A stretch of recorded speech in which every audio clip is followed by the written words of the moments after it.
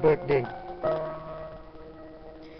Yo, happy birthday nga pala, Mama Leslie kong mahal. To ang regalo ko, kaya ako nagtatanghal. Matanda na kayo, pero di pa rin magbabago ang pakikitungo at paggalang ko sa inyo. Kahit ako'y makapagtapos, di lalaki ang aking ulo.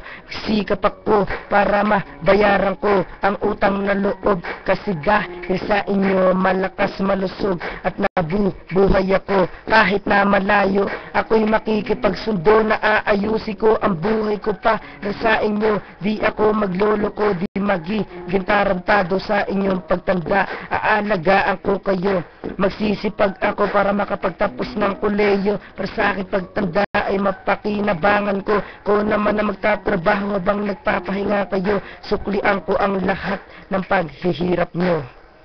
Happy birthday uli. Inubo pa. Sana maging masaya kayo. Inubo uli. Yun na yun. Bye-bye.